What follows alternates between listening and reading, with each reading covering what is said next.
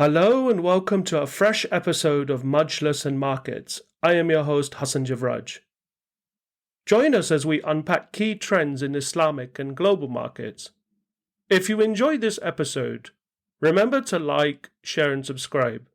And don't forget to leave us a rating.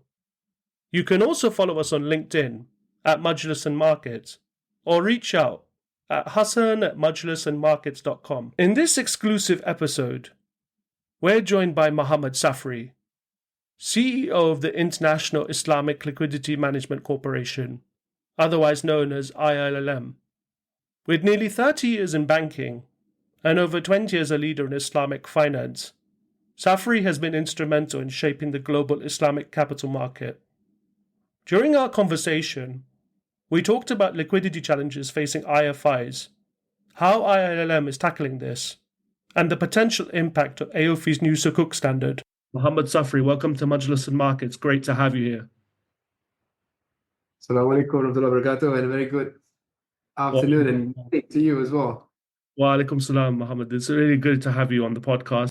Safri, you're a very interesting character. You've been very involved in Islamic finance over the past, say, 20 years or more. But before we get into what you've been doing at IILM and what your thoughts are on the sukuk market, could you give our listeners your background story? Yeah, thank you so much, Hassan, for having me. It's an absolute honor for me to be on your podcast. Well, I did my accounting degree at the International Islamic University, Malaysia. And before I knew it, believe it or not, I joined a bank, and I was in a retail bank at the branch for a few years. And I was also exposed to doing commercial banking as well as doing corporate banking. So my first foray into capital markets started in the year 2000 when I joined Malaysia's second rating agency, Malaysia's Rating Corporation Berhad, or MARC. So that was when I was exposed to sukuk, rating sukuk instruments. So we were obviously the first in the world to develop symbols and instruments for rating sukuk, and we were the first to rate the world's first sukuk back in 2001. So in 2003, I joined CIMB Islamic as one of the pioneers. So CIMB Islamic was established in May that year as the offshoot or the Islamic investment bank or merchant bank for Commerce International Merchant Bank. So as one of the first Islamic merchant banking outfits in Malaysia and globally, so we were instrumental in coming up with new structures, innovative solutions to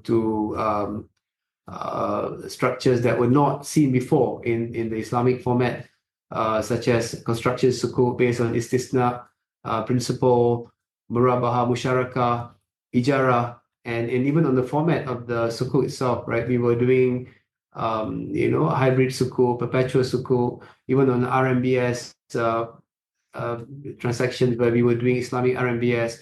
So there were a lot of new structures that were introduced by CIMB Islamic when we were there. And so I had a short stint in Dubai with Deutsche Bank as its head of Islamic finance for Asia Pacific before returning back to Malaysia in 2009 when I joined an investment bank called MIDF, Amanah Investment Bank, as its deputy CEO. So in 2011, I rejoined CIMB Islamic as its deputy CEO, and I held that position for coming to about 9 years until 2020. So my role at IILM as a CEO it's a role which I assume since the beginning of this year. So I've been at this job for about 11 months plus now, and so just going back to my academic background as well. I mean, apart from my degree in accountancy, I also completed my MBA in globalization at Maastricht School of Management, the Netherlands. And so Alhamdulillah, I'm also chartered accountant with the Malaysian Institute of Accountants. Really great, mashallah. You've got a really great background, and you've done a lot. You said you worked in Malaysia, you went to study in Holland, and then came back and worked in Malaysia, and then also you worked in DIFC, Deutsche. I think you were probably there, just before the global financial crisis or as it was happening. And you obviously worked at Deutsche Bank. And what was that like working in an organization in the DIFC at that time compared to somewhere like Malaysia? Yeah, I guess the good thing about being in Dubai, I mean, we were there when Islamic finance was thriving, right, in the GCC.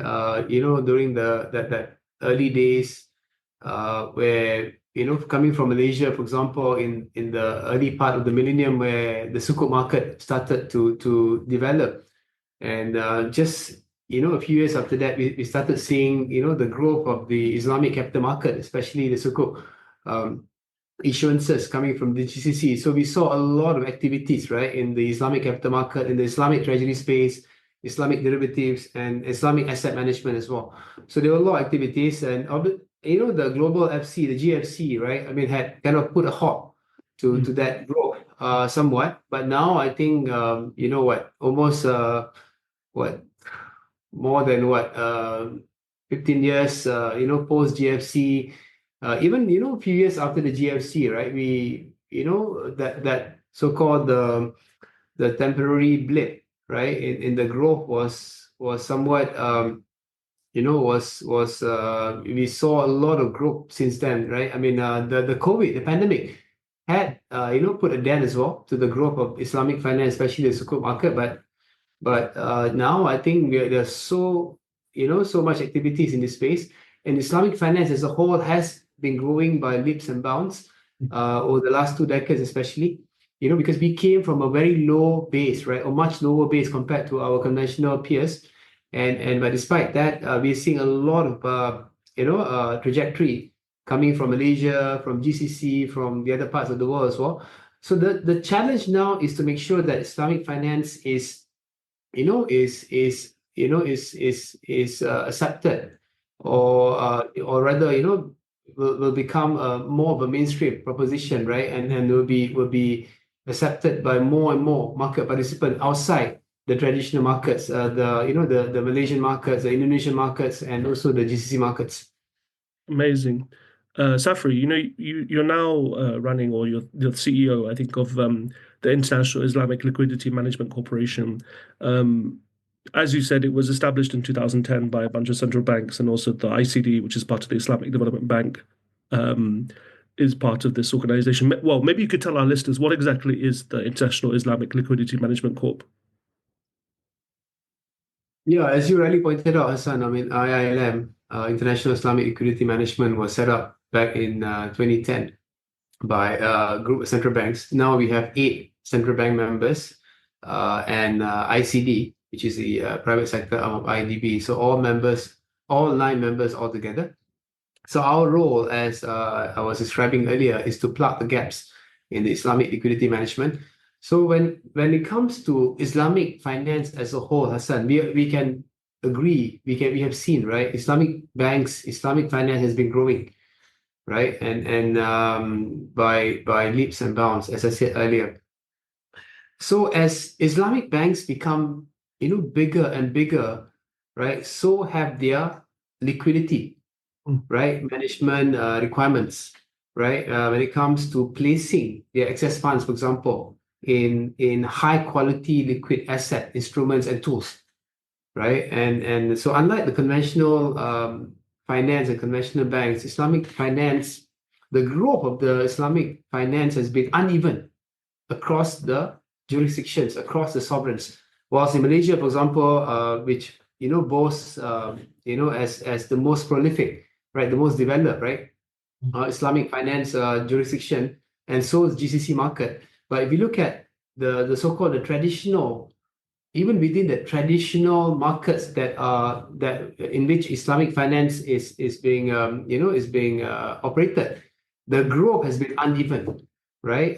Even within in terms of the product propositions, as I said, right? I mean, it's not. I mean, some of the product propositions that are available in Malaysia, for example, they are not available in other parts of the world, right? And even in the treasury space, for example, some of the proposition offerings that are available in some other parts of the world, they are not available in other parts of the world. And so because of that, the challenge for Islamic banks is to be able to stay as competitive, as effective, as profitable as the conventional finance. So when it comes to liquidity, right, managing the liquidity, it's important for Islamic banks, right, to be able to manage their liquidity, right, effectively, so that they are pursuant to this LCR requirement, Basel III LCR requirements, right, where they need to be able to have the high quality liquid assets, on the supply of the HQLA to be made available to them on a consistent basis, right?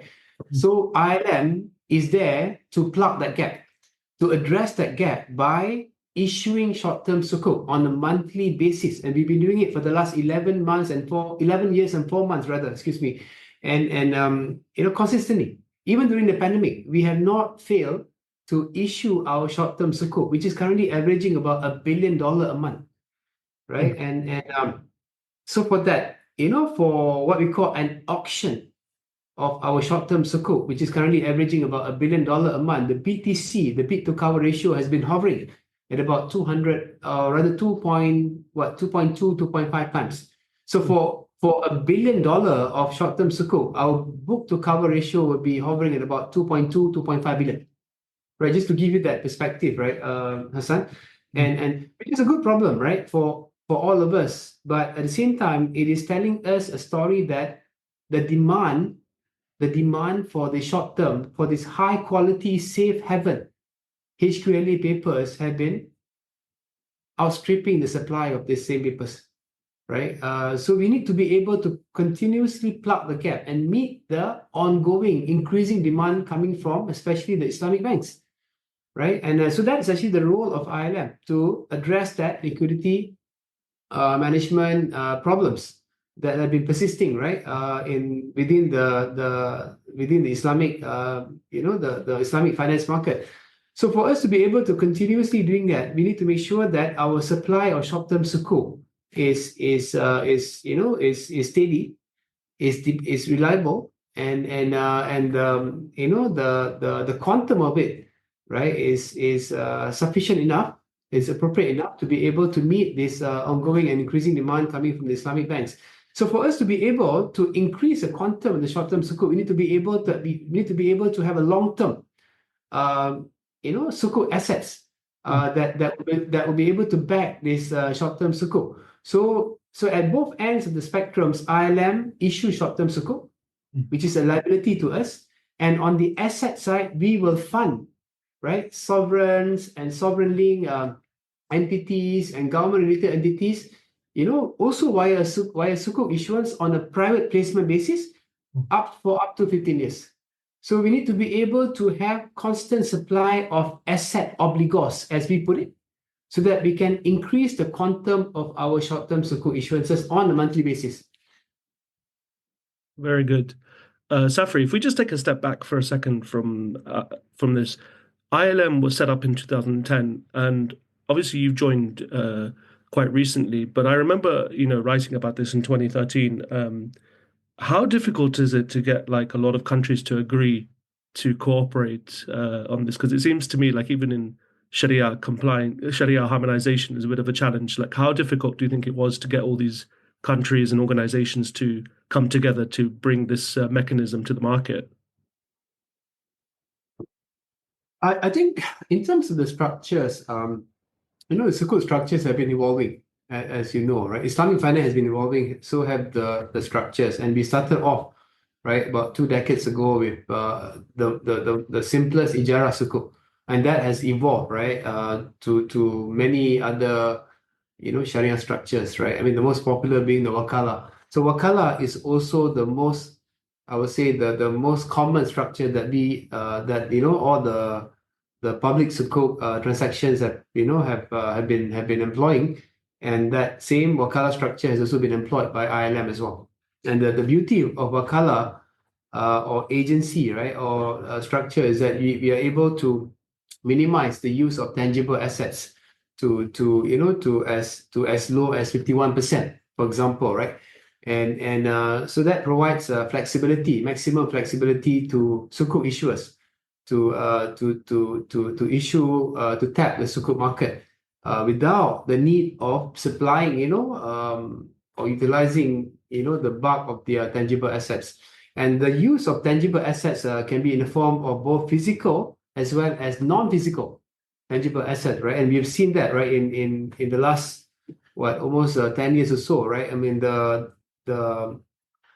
introduction of non-physical tangible assets in the form of rights, for example, rights to to certain income generating assets, which need not be physical in nature, but they are deemed as tangible, right? So it depends on the profile of the sukuk issuers. If the sukuk issuer or issuers are, airline companies, for example, right? Instead of using the airplanes as the assets themselves, we can actually use the rights to the passenger seats, for example, as the tangible asset. And same thing for utility companies, for example, right? Utility companies have got all these licensing rights that could be used as the underlying assets to back their sukuk issuances.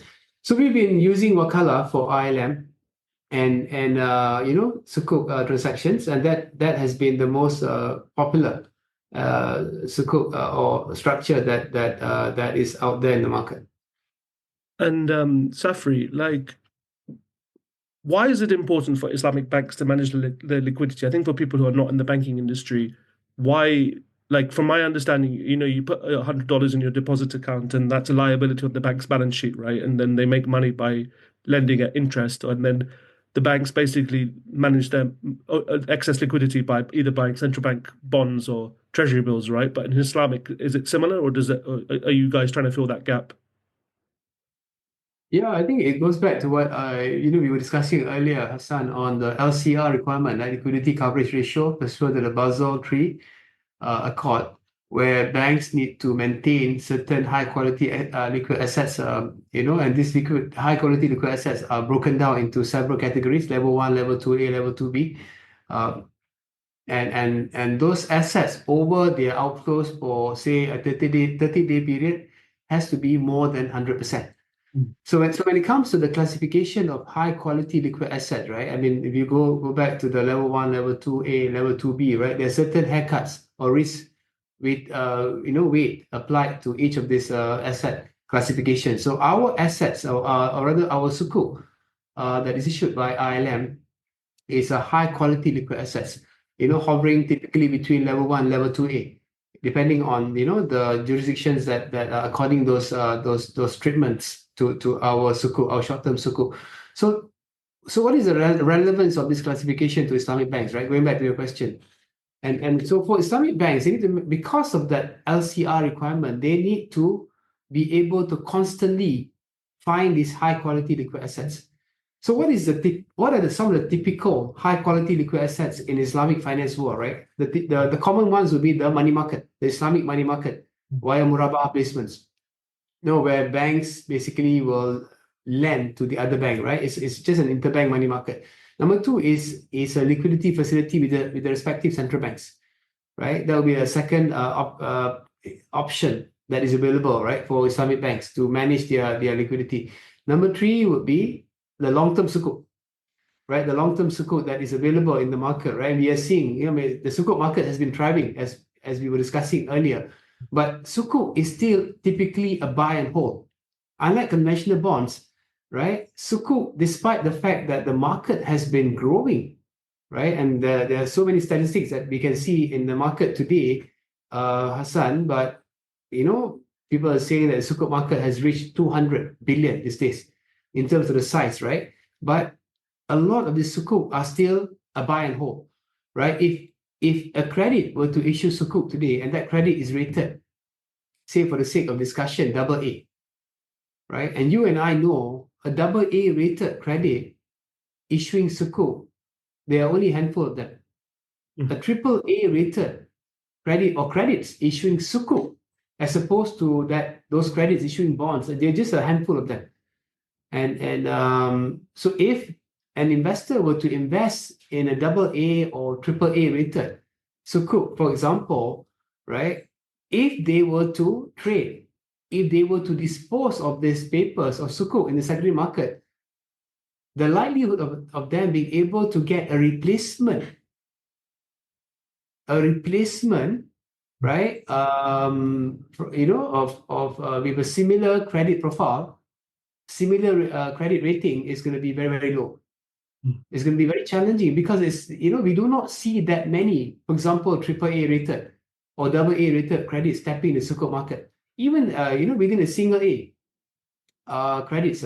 So IILM provides that opportunity, Hassan, because on the asset side, right, our rating criterion is very high, right? We can only onboard obligors or sukuk issuers rated A and above, A flat and above, right, by the rating agency S&P and Fitch, respectively, right? So these are the obligors that can be onboarded. That's number one. Number two, we cannot simply rated anyone and everyone, onboard anyone and everyone rated A and above.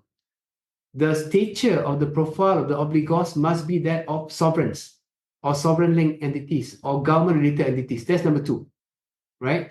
So those are the two main considerations, right? Which is why our sukuk is deemed as high quality. Our short-term sukuk that we issue on a monthly basis, backed by this long-term sukuk, right? Which we use to fund this high-quality A-rated, if not above, obligors, are shortly after and are deemed as high-quality liquid asset is because of this strict criteria that we impose on before we onboard any of this long-term sukuk.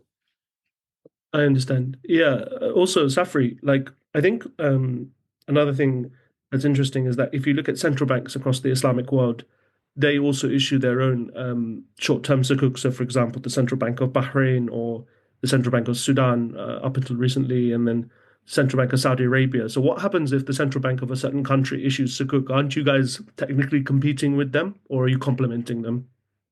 Both. You bit of both. We are actually, yes, competing and complementing.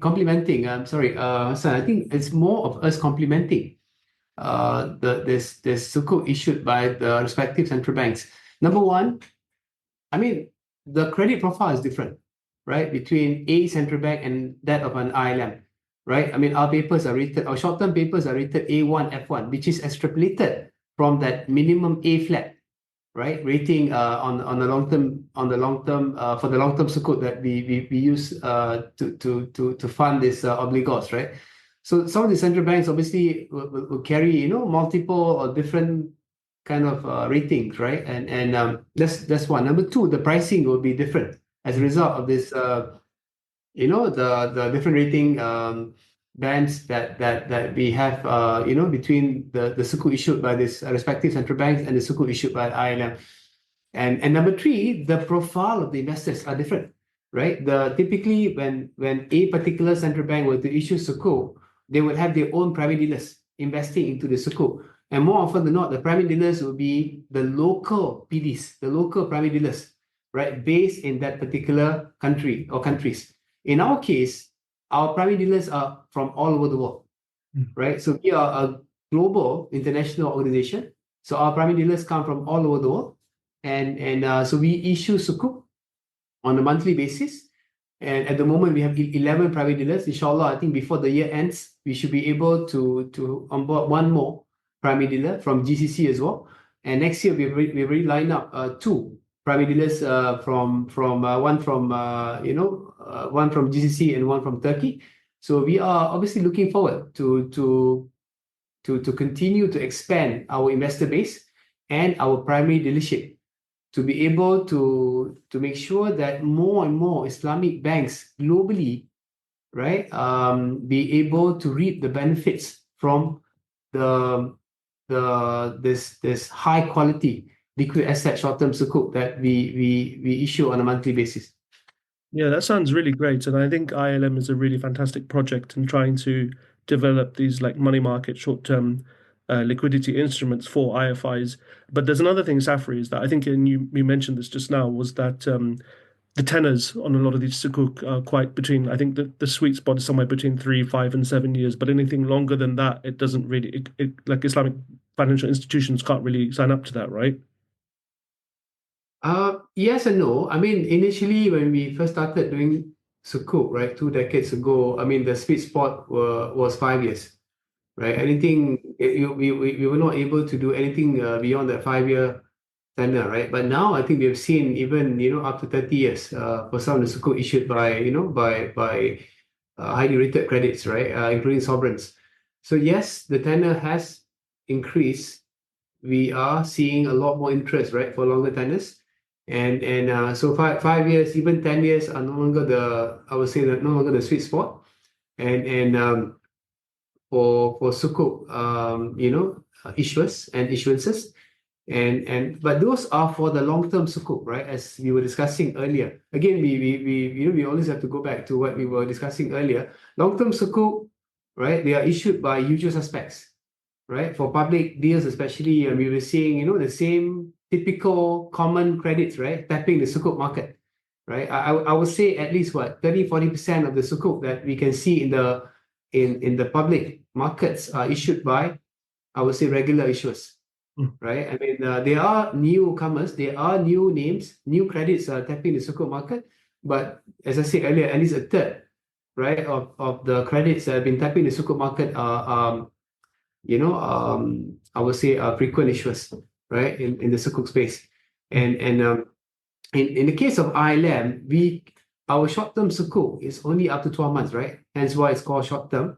So, and we do 1 month, 3 months, 6 months, up to 12 months to plug the gaps. So we provide that interim outlets for Islamic banks, especially. And I say especially because now we are getting interest even from conventional banks, even from conventional accounts, right?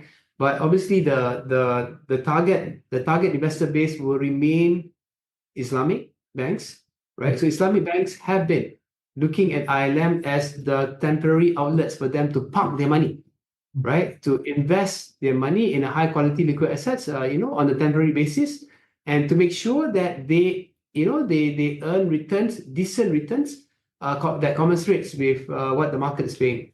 And to add to that, Hassan, our papers are tradable, right? Unlike the short-term money market instruments, which are non-tradable instruments, our papers are tradable. We are obviously we pride ourselves in based on our observation in the last couple of years, especially last year and this year, our papers have become a lot more liquid in the secondary market as well.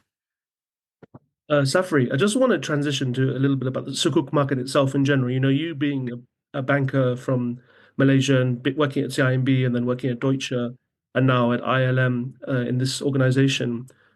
The sukuk market, obviously, it's grown a lot over the past, say, 10, 15 years, particularly, I would say, over the last 5 years or even before that, maybe. I think a lot of people probably took notice of the sukuk market in 2016, 17, when Gulf countries were suffering a bit of a liquidity crisis, when the oil prices were lower.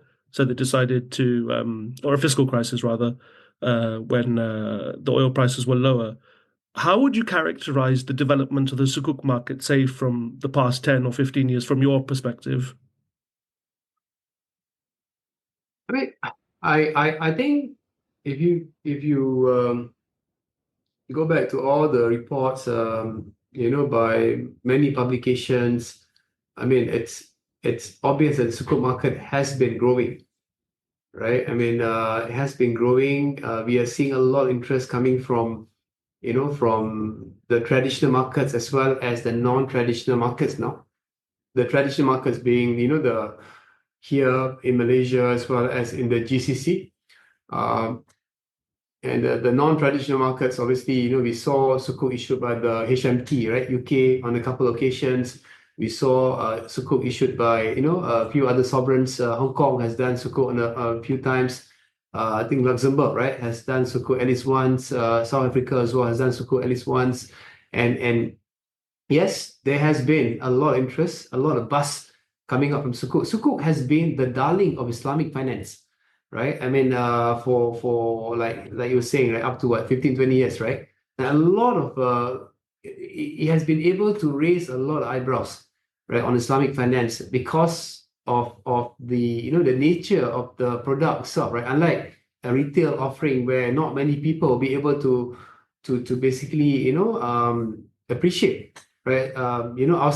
Outside the traditional markets, but sukuk, right, for a typical public deal, if there was a deal, then I mean obviously the whole world will find out about that, right? Especially when the sukuk is issued by a high profile credit or credits, right, including sovereigns. So we saw that in the case of HMT, right, when HMT issued a sukuk on a couple of occasions, right? I mean, the demand was really good, and I think a lot of people were paying a lot of attention to those issuances, and I think the pricing as well, right? I mean, one of the most I would say a very important criteria, I would say compelling point for people to do sukuk is because of the pricing, right? The lower pricing, a phenomenon that we saw in for example in Malaysia for almost 2 decades now. If you were to do sukuk compared to doing a conventional bond for the same issuer, ceteris paribus, right? Everything else remains the same. The only difference is one is sukuk, one is conventional bond. The pricing for the sukuk would typically be cheaper, right? And this phenomenon has been seen outside Malaysia as well, right? In the global space, right? If for an issuer that has got both bond program as well as sukuk program, that particular issuers will be able to compare notes between the pricing that it receives for sukuk issuance as well as the pricing that it receives for conventional bond offering, and so yes, we are seeing a lot of demand coming from this for new markets when it comes to sukuk issuers. Obviously, when it comes to the investors, those days when we first, in the early days of doing sukuk, we had to educate the investors, right, on what is sukuk, what is so special about sukuk, what's the difference between sukuk and bonds, and when it comes to all these Arabic jargons, the structures, for example, right, whether it's musharaka, ijara, wakala, and so on and so forth, right? So there were a lot of explanation that we had to do, right? A lot of education that we had to do. But now I think investors, conventional investors in particular, I mean, they were very everybody knows about sukuk. There were not that many questions asked about sukuk anymore compared to when we first started doing sukuk 2 decades ago, or at least a decade ago, and so that's a plus point.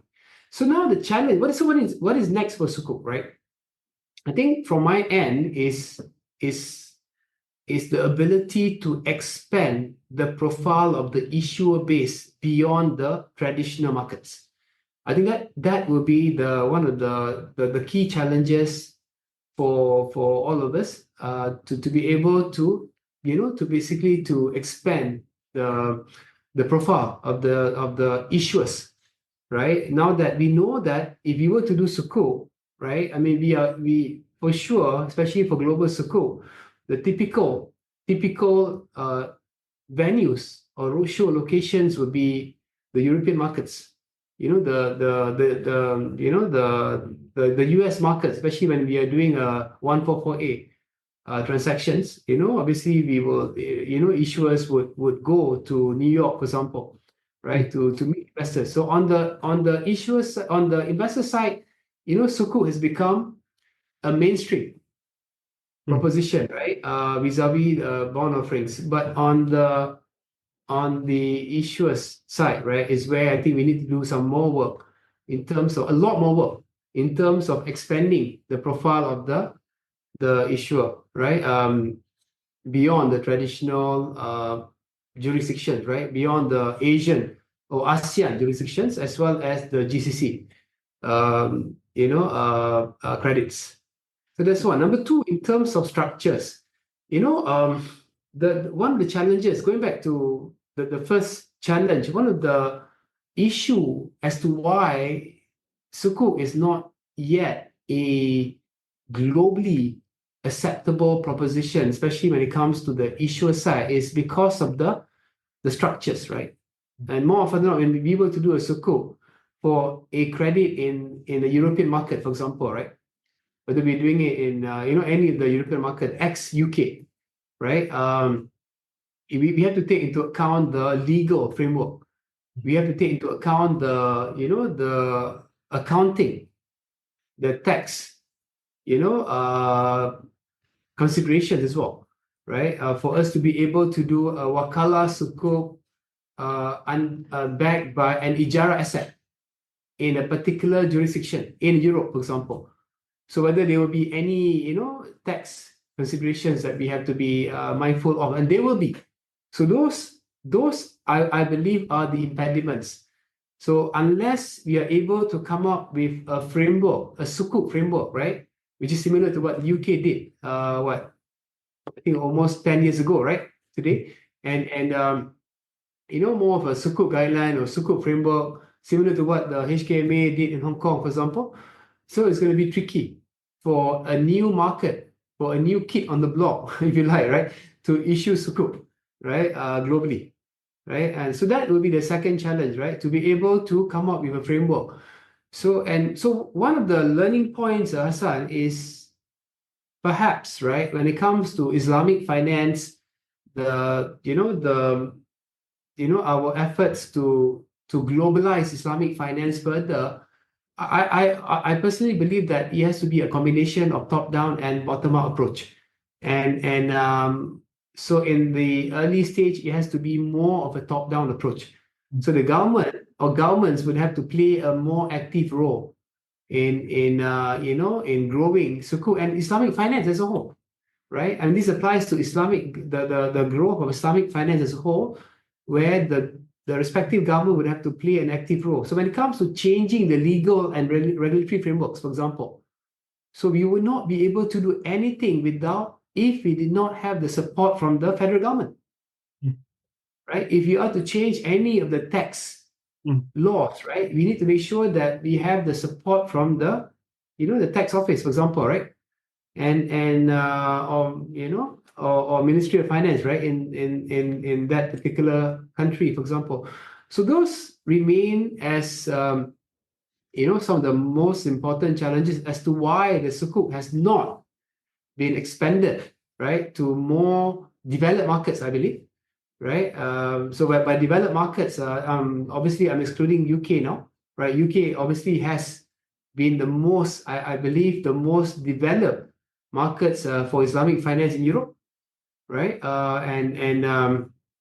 So if the other countries in Europe, for example, if they are considering introducing Islamic finance in their respective country in a big way, I believe UK should be the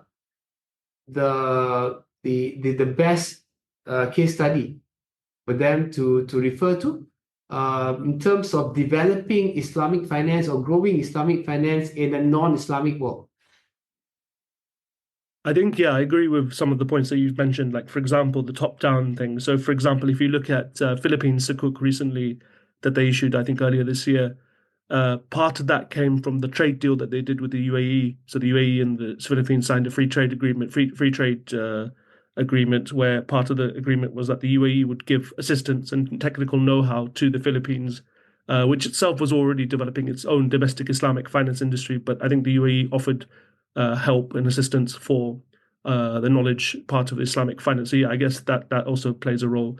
And then, like with your point about the governments and tax legislation, yeah, if you take a country, for even an Islamic country like Morocco, for example, Morocco has a mixture of civil, French, and Islamic law and Islamic finance. Back in the day, I would say back in like say 2015, 16 was being really touted as a big thing, and Morocco issued their first ever sukuk, although it was a local currency denominated dirham sukuk in 2018, I think.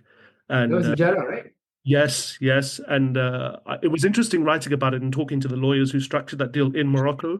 But there hasn't been much activity in Morocco for various reasons. But one of which I think is that the legal infrastructure in Morocco doesn't cater, as you've just mentioned, about things like ijara, and the civil law doesn't do that, whereas English common law Yeah, I think that actually brings me to my third point. If I can interject you, Hassan, apologize for that. I mean, I mentioned about this legal and regulatory framework, right?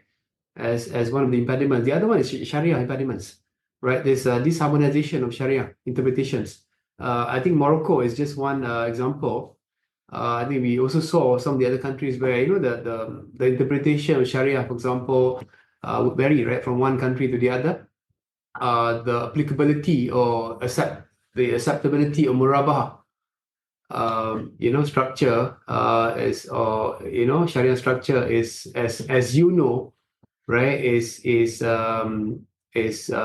still the rate to which murabah, for example, is probably accepted in a number of countries, but it is not accepted in some of the other countries as well.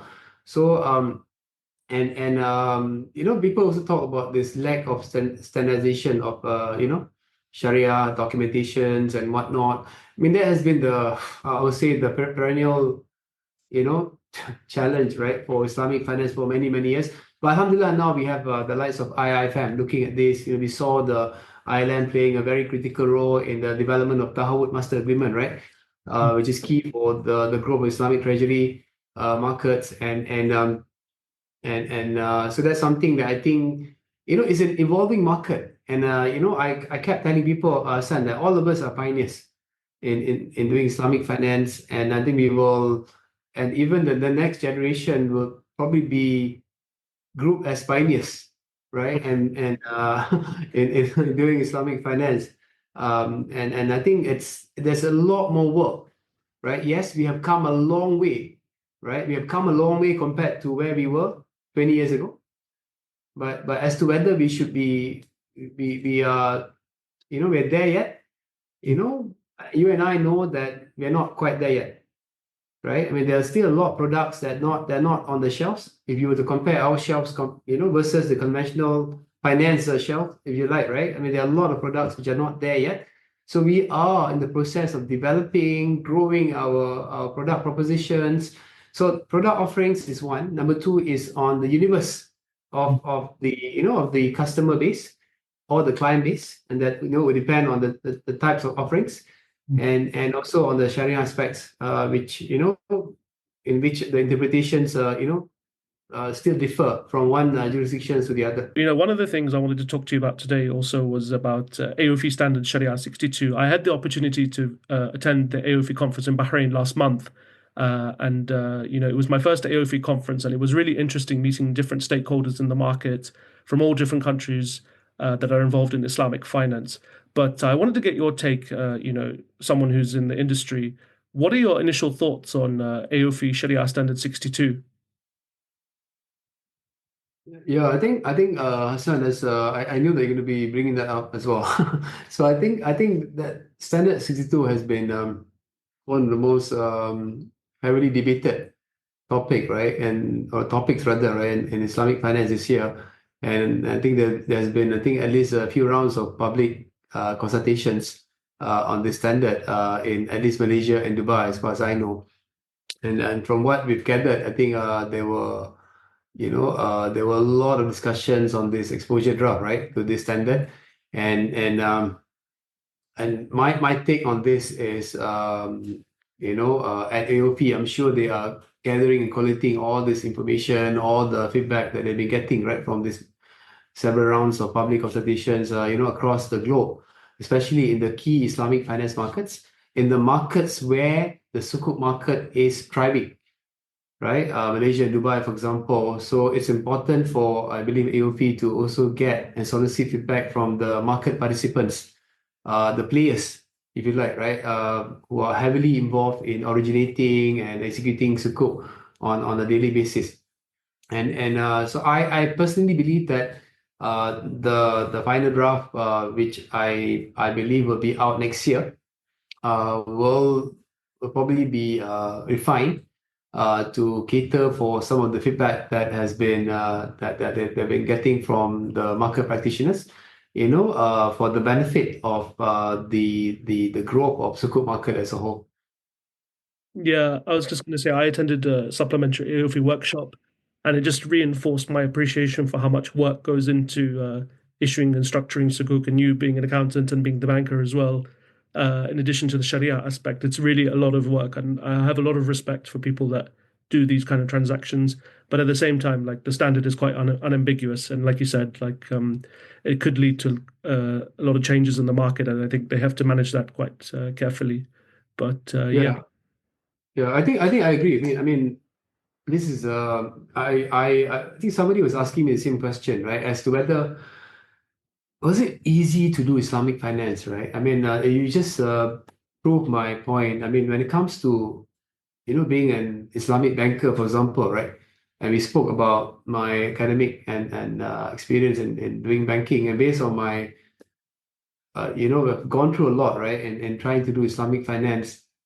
I mean, doing a sukuk transaction, it's far more difficult, right, than doing a bond transaction, right? And then because there are a lot of things that we have to do, we have to, not only structure the sukuk, but we have to be able to, educate the councils, educate the tax, advisors, right? Representing the company or the issue of the sukuk, for example.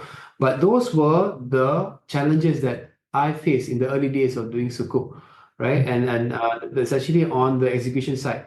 But when it comes to the distribution and the marketing part of the sukuk, right? The one of the challenges that we faced was to, to basically educate the investors on what sukuk was, right? And what is this instrument, right? Is this instrument, right, akin to a senior unsecured debt instrument, for example, right? If you were to do a corporate bond, unsecured bond transaction, right? So is it similar, right? Transaction. So those are the challenges that we face in the early days of doing sukuk.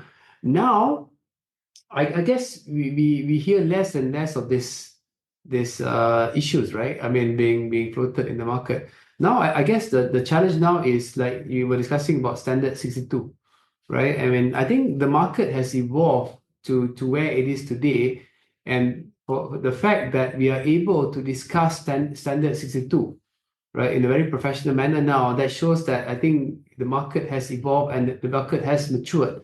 And I honestly believe, as I said earlier, I humbly believe that I'm sure AOP has considered all this, and I'm sure that they're going to be looking at this pragmatically.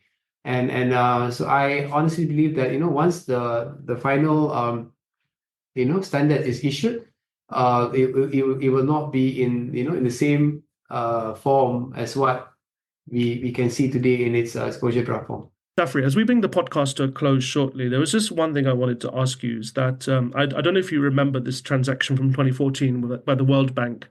It was for the children immunization, Yeah. World Bank, and the sukuk. I thought it was a fantastic opportunity, a fantastic deal, both from a pricing perspective and also the use of proceeds. How can we encourage more innovative structures like this, where you get a return for the investors, and at the same time you're also having a real world or real economic impact on society and on humanity? Yeah, I think that transaction, obviously I was involved and I was in CIMB for that transaction, and we have actually replicated that transaction, right, for Khazanah National Berhad in Malaysia. We've done sukuk for Yayasan Amir. It's for education purposes, for the benefit of the schools, and where how we develop the structure is as such that the payment of the coupons will be tied to the performance of the schools, right? And so the better the school performs, and investors will get less, right, in terms of their coupon, right? And so that's something that that's interesting, which I think we did for Khazanah, and so I think I totally agree that I think we should do a lot more of this transactions, and especially for Islamic finance. Mm. And in our efforts, right, to align Islamic finance with ESG, and SDG, for example, principles. So this is obviously something that we should be looking at doing, and again, what I have experienced, Hassan, when it comes to doing something new in Islamic finance, there are a lot of education process that we had to do, right, to educate the investors, and so the first thing that we have to educate them is actually on the structure itself, right, as we were discussing earlier, right, and number two is on the on this commercial terms, if you like, right, that would be applicable for the World Bank deal that you saw back in 2014, and also the Khazanah deal, for example, right, that we did So I think there are a lot of education process that we have to do. We have to, engage the investors, um, and make sure that they fully understand and appreciate what we're trying to do Islamically. So yeah, inshallah, I think by combining these two, we should be able to do a lot more for the benefit of the society as a whole. Fantastic. Safri, tell us any current projects or upcoming projects you may be working on. Yeah, I think at IILM, as I said earlier, I mean IILM has got a very important role. Our mandate is to plug the gaps for the as a provider of Islamic liquidity management tools and instruments globally. So we are looking at expanding the size of the asset. Maybe have a 3-year approved plan, and I think we are on track. Inshallah, this year we should be able to close this year and on a high. So next year is going to be a new year in terms of basically our ongoing efforts to expand the size of our asset pool so that we can then increase the quantum of our short-term sukuk to be able to meet this ongoing and increasing demand of our investors globally. So that's one. Number two, I mean, relating to what I've said earlier, I mean, increasing the asset is one thing, but we need to make sure that we have constant supply of assets. So what one of the efforts that we've been doing is to in our discussions with our potential sukuk issuers and obligors, right, or asset obligors, is for them to create what we call a bespoke, right, private sukuk program with IILM. So it's going to be a program, right, similar to their public sukuk programs or public sukuk programs that we can see, right, publicly. So this is a private sukuk program with IILM. So out of which they can tap, right, they can tap this private sukuk as and when they require funding. So this will also ensure, constant supply of assets to IILM and in our efforts to increase our short-term sukuk. So we are also looking at, moving away from sukuk. I mean, we've been speaking about sukuk and for the last 1 hour, right, Hassan? So I think as part of our efforts to diversify our product offerings, Hassan, we are looking at onboarding or ramping up our assets through a non-sukuk format. Right? I mean, this is something that I think we hope we can roll out as early as January, as early as next month. So I think we are looking forward to having this roll out as soon as possible. So this will allow us to book assets, through what we call placement format, as opposed to basically booking asset through sukuk issuance, where we will become the sole sukuk holder or subscriber. Amazing. And Safri, how can people find out about IILM? Yeah, I think obviously we are on social media, LinkedIn, International Islamic Liquidity Management. Obviously, we have a newly revamped. In fact, I mean, this podcast is actually done at the right time, Hassan, because we just rolled out our new refresh website just this week. Amazing. And it's actually IILM.com. So I would really invite everyone to just visit our newly revamped website. That website is a very it contains a lot of information on what we do, our mandate, and I think one of the most important aspects is how can the market benefit from IILM and its offerings, inshallah. Inshallah, that sounds great. I'll link it in the show notes after the conversation. And Safri, are you active on social media, or how can people get in touch with you? Yeah, well, I'm on LinkedIn. I mean, you can look me up, on Safri Shawul Hamid on LinkedIn. And inshallah, I think, basically you can always contact me, and happy to basically, entertain any conversations, for the benefit of Islamic finance as a whole. Amazing. I'll link it in the show notes after. But Safri, this has been a fantastic and really insightful conversation. I wish you all the best for the rest of 24, well, the last month of 2024 and going into 2025, and also with the projects happening at IILM. Thank you so much.